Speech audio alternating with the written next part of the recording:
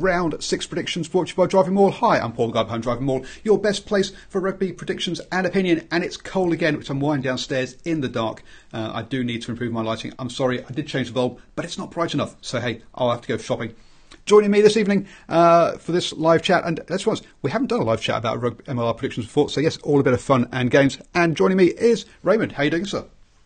Hey, Paul, thanks for having me on. I'm doing well. I'm here in the Pacific Northwest, the United States. It's a new home for a good rugby team, the Seattle Seawolves, and man, I'm just pumped about this season and so grateful to be on. Thanks for having me. And you're in just a short sleeve shirt, so obviously nice and warm with you. Not unlike over here where it's freezing. Here, I've got my jersey on. It's a new hometown jersey for the Seattle Seawolves. I just got it last weekend.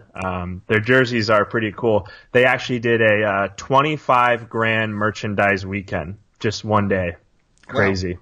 That's a lot of jerseys. Now, if I could only do the same on my channel. Yeah. Have $25,000 worth of DrivingMaul t-shirts. Be great. Anyway, so let's kick off. Just over halfway through the season, and we have. Let's just run through the table, the standings at the moment. So, Top of the standings, Seattle Seawolves, your team. Woo! Fantastic. Yes. Yep, that's my team up there. They're number one in the standings, and I've got the standings in front of me. Number 2 is Glendale Raptors, so they actually have a bye week, and the standings are somewhat accurate. They are going to be playing this coming weekend an away match against the team that we just played, so they're going to be playing New Orleans. And I think once this game happens, you'll have a better idea of where Seattle and Glendale really sit with each other. I think you're perhaps being a little bit hometownish there. That's what the Glendale Raptors haven't lost a game all season. They're only I think it's 1 point behind you. I've not got the actual table in front of me. They do have a game in hand. So if they win this, they go back to top of the table. So exactly. They're at 19 points right now, and Seattle's at 21. So 2-point difference, and they are the only undefeated team. They are the undefeated team, and and even before the season started, we knew they were going to be the team to beat this season. Totally, they're Eagles talent. Yeah. So we've definitely got those top two, and then really after that, it's kind of a bit of a battle for the next 2 playoff places. I think it's pretty clear those two are going to be making the playoffs, and then it gets kind of very tight. We've got Utah Warriors sat in 3rd place, who have, let's suppose, one of those teams coming into the season, lots of talent, but a brand new side that hadn't played together, not meshing. They weren't going to be wouldn't have all their combinations set, and so it's been interesting to watch them grow. Yeah, Kurt Morath has been really impressive at fly half for them, and Paul Lasike at inside center. So he's somebody that's played the highest level of American football. He's going to be one of the first guys to go back to Soldier Field in Chicago, not just for NFL, but for Team USA Rugby, which is pretty cool. A lot of talent on that team. I think fitness has been a question there, but we will definitely see a good look at them this weekend against Austin Elite Rugby, who recently blew out San Diego Legion, which was pretty impressive. Then we have the 2 teams on 12 points, so Austin Elite in 4th and NOLA Gold in 5th, so just 2 points behind Utah. As we say, San Diego Legion on 11 points. Those 4 teams really all battling out for that 3rd and 4th place, heading towards finals time. Yeah, 100%. You look at the games this weekend, right? So San Diego has we'll get onto this weekend later, but that's just the the standings. I mean, tied between Austin and NOLA right now for that 4th place spot. I think the 3 and 4, those are the big questions.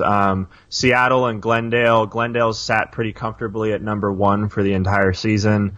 Seattle's been hanging on and I think really proved themselves to be the number 2 team right now in USMLR, just from recent performances, like the first blowout really in MLR besides that San Diego game. I think Utah Warriors are going to take that third spot. I've been talking a lot about it with just friends of mine, just trying to figure out what's going on. But it's that I think it's that number 4 spot that's going to be really interesting to see where it goes by the end of the season for sure. The standings are it's interesting. You know, this point system, it's kind of reflecting what we've done with Major League Soccer. And so I think that, you know, with the bye weeks, you just have to keep an eye on what's going to happen with teams when they do get their opportunity to play. Yeah, absolutely. And Houston SaberCats then sit down in 7th place on 9 points, just one win one win this season. And I think we can fairly safely say they're probably the only team that's now out of it as far as the finals go. Yeah, so you know, mathematically, the most points I think that you can get in a game is 5, and so we're in week 7, and there's only 10 weeks, right, in the main season. So I think they're out. But you know, Houston is a team that did a really good job, like doing preseason matches. So they had the largest preseason. I think they put a lot of work in to prepare, and have been a bit disappointed with some of their second half performances. They've also done, I would say, the best job with social media marketing. They have just been on that since day one, spreading the sport in Houston, which I don't think was just going to happen organically, say in Seattle, where there's just a lot of sports fans that are like, sure, I'll go to a rugby game. Well, yes. So that's basically the table. Say top 2, 4 fighting it out for those 3 fourth place, with perhaps with Utah obviously sitting top of that group. They've all won 2 games, lost 3, and then Houston SaberCats with just that 1 win at the bottom. So let's kick off into this weekend's games. And the first weekend, first weekend? No, the first game of the weekend. Friday. Is Friday's the first weekend. Friday's the first weekend. Yes, early weekend. It's it's 4th versus 3rd. So Austin Elite versus Utah. Using the international naming convention where the home team is said first, which is perhaps kind of confusing of the American listeners. We say Utah. We would say like Utah Warriors at Austin Elite Rugby, but I'm fine either way. And I've been confused because that's what they have on the Major League website, and then then when Major League Twitter is tweeting it out, they tweet it out in Austin versus Utah, and you're like, okay, guys, which way round are you going to do it? I don't care which way it is, but just keep it consistent. And they try and do a hashtag with sort of like the, you know, AER versus UWR and which team comes first. So I've seen that for sure. Yeah, so that's how it's going to be. Obviously, as we just said, both these sides, 2 wins, 3 losses. Austin coming off the back of the win over San Diego Legion. And when these sides met earlier in the season, they beat them by 19 points at Utah. So what's how do you see this one going? You know, I am feeling optimistic right now about Austin Elite Rugby. I think before this they lost to Utah away. Sorry, get myself. Yeah, so that game was May 11th, which would have been like maybe round 4. The final score on that I had was 22-41. So, you know, Utah won by a significant margin against them when it was home for Utah. I don't know what the home field advantage has been like for these teams. Obviously, it's been great in Seattle, which I could talk about forever. But, you know, Austin Elite was basically last in the standings, and then they came out and they rolled over San Diego Legion 31-5. They have Todd Clever, Team USA captain, coming in on the bench in their games, which is kind of cool. We thought he was retiring from USA Rugby, but then he came out in Major League. I think you look at, and I might not be up to snuff on injuries, but I'm pretty sure Hanko Hermeshuis, so I believe he's a South African player for Austin Elite. He's got to be one of the top loose forwards, wing forwards, whatever we want to call him here, flankers. His ability, he's so physical, but you know, Utah Warriors are a really big team. Again, the only thing I've seen. Just to go back on Hanko, Hanko's, I'm pretty sure, is USA eligible. Yeah, so he's not a South African. Well, if he's South African, he's been in USA for long enough to be right. He's been playing for Team USA. Well, the thing is that we're in selection season, so I was talking with one of the Seattle players recently who's out at camp now. So he was able to make our game this last weekend. And so, those players might not be there. And then Paul Lasike won't be there either, right? So the big inside center for Utah. I've got this at a pretty close game. I'd kind of have to talk through the numbers, but I think that, man, it's tough because Austin came through, and with that big win over San Diego, it's just tough to say. So again, their last meetup, which was in Utah beat Austin 41-22. I think that we could expect to see another high-scoring game just with the way that their defense has been working out this season. I'm going to put Utah at 25 and Austin at 20. I don't know if that's a normal rugby score, but I've got Utah by 5 on this. You got Utah by 5. So Austin so far, the record this season, they played 2 at home, won 2 at home, played 3 away, lost 3 away. So home's working out for them. So home is definitely working out for them. I think that's very important to consider. Whereas Utah, on the other hand, have been a 1 from 2 at home and 1 from 3 away. So and one of the things I've been touching, you know Tony Ridnold as well, but one of the things I've been talking with him on the post-game analysis is particularly about the Texas teams, is the temperature and the humidity down there. Interesting. For the East Coast teams traveling there, how much is that going to impact them, especially in that second half around fitness levels? Sure. And fitness levels is one of the things you kind of mentioned earlier about Utah. Right, yeah. So, fitness going into that kind of environment, I mean, Utah is high altitude, it's pretty dry. It can definitely get warm, but it's not going to be like the kind of humidity and whatever that you're going to get in like Texas or New Orleans. So recently you guys had Grant Cole. Was that the rugby evangelist? Yep, so Grant Cole, the rugby evangelist, has been on, and he will also be on this weekend for the Houston SaberCats versus Seattle Seawolves. Just so people know, I'll be doing live post-match analysis after all 3 games this weekend. Right on. Well, I definitely look forward to that. So in a recent one, which I believe was breaking down, I think it was Houston, it was the SaberCats versus Utah Warriors, because Grant did the commentary on that. He did the color literally on the live game. His opinion on that was kind of like, I think these guys are used to this heat. So, for Austin, I definitely think that that's all home field advantage for them. But with Utah Warriors, that's going to be tougher.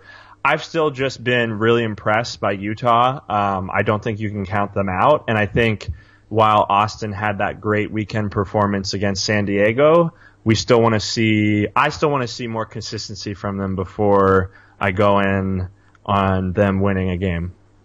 Yeah, no, I'll be honest, I'm with you. I'm back in the Utah by 3 on this one. Okay. But hey, I had to at least play devil's advocate around these sort of things Utah, as we said, lots of talent, lots of individual talent, but they're coming together. It's the last weekend before we hit the internationals, so they should have all their players available. And then next weekend is when the international window should really kind of hit. Unless there's been some special deals with USA Rugby. And I've not seen any announcements yet about availability of players. So I'm assuming all the teams are going to be full strength. So assuming like Hermesheis and Lasike and whatnot are going to be there? That's my assumption, yes. I could be wrong. Okay. But that's how I'm working. I would love to see them play, man. I mean, Lasike and Hermesheis are actually like pretty similar size, and one's in the back line and one's a loose forward. So it's going to be a physical clash, I think. Oh, it's but not necessarily between those two. It's going to be a physical clash, definitely. Right. In midfield. But in midfield. So okay, we're both going for the away team there on the first one. Then on Saturday we have the Houston SaberCats versus the Seattle Seawolves. So again, another trip down into Texas, another hot, humid place. Can the whales be? How are they going to cope out of water? The whales. Obviously Seattle is a team I can talk about for a long time, but I want to kind of keep it simple here so I don't rant too much about them. Basically, Seattle has had one away match, and that was against New Orleans. Even though they beat New Orleans pretty handedly just this last weekend at home, it was a very close game when they were away against New Orleans. It was 31-29. And I bring that up because the conditions in New Orleans, right, are the kind of hotness and humidity that you're going to see this weekend when they go down to Houston. I haven't been paying a ton of attention to Houston and really what to expect from them. And frankly, my preview will be on Friday. So that's when I'll really have done my homework. But, Houston, what I've seen and heard in online forums from fans is that a kind of second half has been a big challenge for them, really finishing out games. And I think that's an area where you see Seattle excelling. So against New Orleans just the other day, it was close at the half, which was kind of crazy. Nobody saw that coming. And then, boom, Seattle went up big time. I think that the back, I believe it's Joshua Vithi, who plays for Houston SaberCats, and that guy is a physical specimen.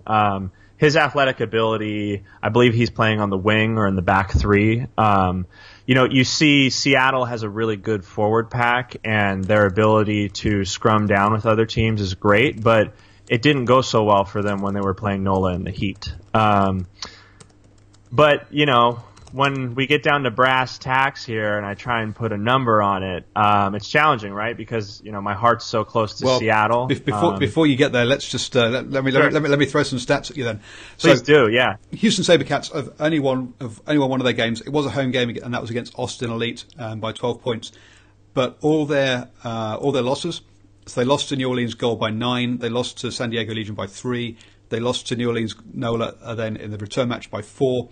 They lost to Utah by 7. So it's the last 3 losses have all been within one score. So it's not they've not been blown. So whilst they may be bottom of the table, they may not have the wins on the scoreboard. They've not been blown away. They have been close games. So it's a matter of but that losing becomes a habit, unfortunately, just like winning does. It does. Again, Austin right now, tied for that 4th place seed. Houston beat them at home 50-38, right? Like you were saying. So, home isn't a bad place for Houston to be playing, but I think it would be a pretty big win for them to pull away against Seattle. Seattle's proved to be a pretty tough team to play against. Obviously their record away is, better than Houston's right now, but they haven't had that many away games, so this is still kind of new territory for them. I think it's going to be interesting, too, to see if we have Reichert Hating back at number 8. He's kind of the captain of our team, and we've only seen 10 minutes in the home opener of him against San Diego, and then we had the full game against Utah, but then he wasn't back against New Orleans. I think he's really a fixture in both our offense and defense. We have Suniula back at inside center, and he's actually more of a halfback in terms of his international caps and experience playing 7s, 15s. So he's interesting as a sort of multi-purpose, multi-dimensional attacking threat at 12, right? I mean, you basically have first and second receiver. It's actually like 2 first receivers running around, and that's always interesting. I'm looking forward to the match this weekend against Houston, but it's kind of a question mark for me, right? This is the beginning of many away games for Seattle, and I think it was really a nail-biter against New Orleans. 70 minutes, we had Khalifi in there scrumming against New Orleans in the heat. He could do 70 minutes propping in that kind of heat. It was like 80, 90 degrees out. I mean, that's really impressive. But I don't know. What are your thoughts about scoreline this weekend? Do you want to take a stab at that first? So I'm going Seattle by 5. I think Seattle are clearly the second best team in the league. They've only lost that one game away at home to the Glendale Raptors, who, as we say, are the benchmark in this league. I've gone Seattle by 5. I think they're going to say Houston SaberCats. Sure. They are bottom of the league, and they're bottom for a reason. Sure. Whilst they, I do think they've as you say, big preseason, but it hasn't unfortunately hasn't turned into panned out for the actual real season. Yeah, I think Seattle by 5 is definitely a good prediction. I would say that I could see at the half the score being Seattle by 5, because I think Houston at the beginning of the game can come out strong. But I think Seattle is going to pull ahead more through the second half, even in the heat, because they still were able to pull out that win, even though it was close. I'm not going to have Seattle by a lot more than just 5. I think I'm going to put it at around 10. There's been times that I've underestimated their ability, like this last weekend, so I'm just going to add a little number onto that to cushion that and say something different than you, too. Cool. And then we're going to hit onto the last game of the round on Sunday. New Orleans Gold, or NOLA, as they're better known, hosting Glendale Raptors. And yeah, I think we've talked a lot about this already. But yeah, Glendale Raptors, the undefeated 4 from 4. So New Orleans have got those 2 wins and 3 losses, just like most of the teams in the league. Right. And I was going to quickly bring up the ones they've won. So they've won 1 at home, 1 out of their 2 home games, and one out of their 3 away wins. They've beaten Houston SaberCats twice, who are bottom of the league, and and they've lost out to the Austin Elite Seawolves and Seawolves twice. So when both your wins have come across bottom of the league and you're hosting top of the league, it doesn't fill you with lots of confidence. Yeah, I think this is going to be a really challenging matchup for New Orleans. Basically, like any team that would be lining up across from Glendale Raptors. You look on social media, and Glendale Raptors have their own hashtag, and it's #unstoppable. And they, that's bold to come out and say that, but they knew that they're going to be good, right? And they are a really solid team. I'm forgetting the name of their coach, but he has a great attitude, and I think really brings a lot to those players. So it's less a question for me of, is Glendale going to be able to come out strong? I've heard some stuff floating around in the online rugby forums and stuff that the wheel is getting squeaky over at Glendale, but I just don't really believe it. I think that, sure, when you're on top of your game, you still want to ask, how do you improve? But they're on top of their game. They haven't lost one. I think it's more interesting to break down for this game, what are we expecting from New Orleans? So, like you said, just moving through their past games. So they opened with a win against Houston SaberCats. Then they were beat by Austin Elite Rugby on Austin's turf. They almost got the win when they hosted Seattle Seawolves. They had beat Houston SaberCats again. They scared us at the half last weekend, against Seattle. We thought, oh man, they are in this. And then we pulled ahead, but, I don't know. It's a tough matchup, Paul. It's Glendale. They lost by 29 points in the end. That was so it was right. I mean, Seattle pulled ahead. Yeah, exactly. Yeah. No. I mean, it was a second half blowout. Let's be honest. Anyway, I was just going to say it is a matter of how many for Glendale really, rather than if they'll win. I think. Yeah, and something. I think one of the best fly halves in the league is with Glendale. His name's Will McGee. He's a guy that I've looked up to as a bottom of the tier club level fly half, and his ability, everything from putting the ball to toe, being a threat at 10, right? Not just looking for the pass and making sure it's there. He'll have a go and see if he can turn a guy's hips. Man, I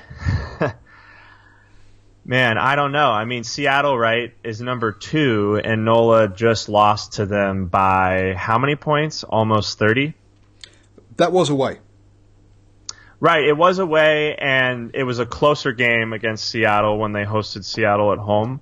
But I don't think Glendale has shown any inability to play teams away, right? I mean, they played when they played Seattle, that final scoreline, winning by 5, right, against one of the toughest defenses, the seawall, so to speak, that can stand up a team for 30, 32 phases.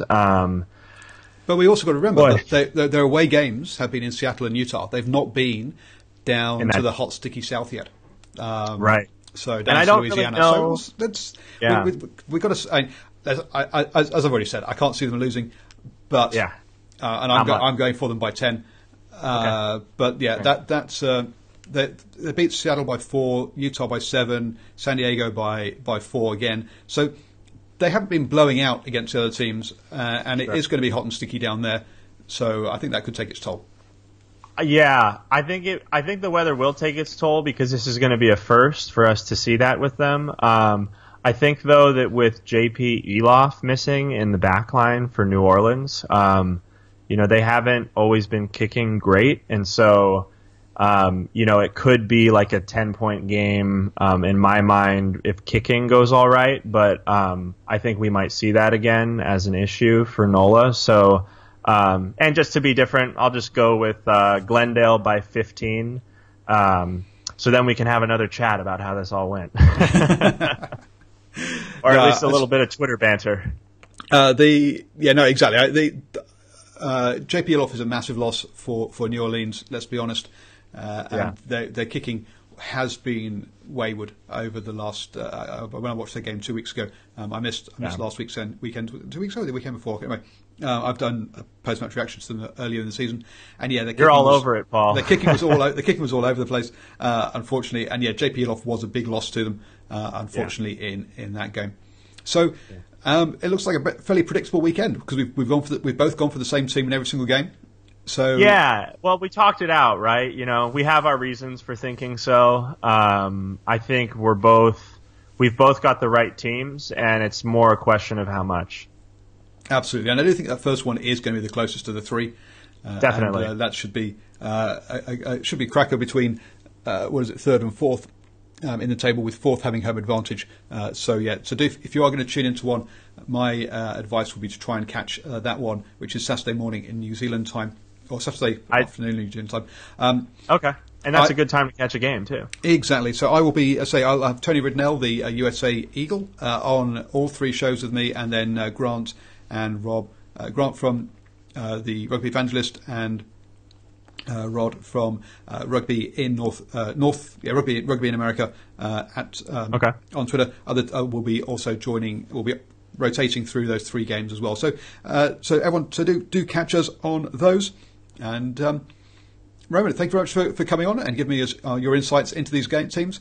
Where can people hear your rugby insights normally?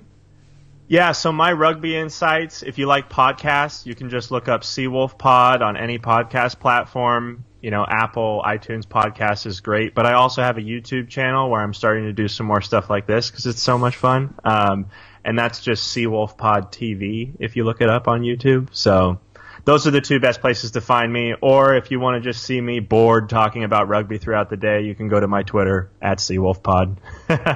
Cool. So check out Raymond's. Paul, thanks so much for having me. Check out Raymond's stuff. Obviously, always up for good rugby chat. So comments down below, hit that like button, and do share with all your friends, family, and enemies. You do know they're going to want to listen and watch this too. Thanks for joining us, and I will be back in an hour and about 10 minutes with the All Blacks edition with Ashwin and Steve. So do join us for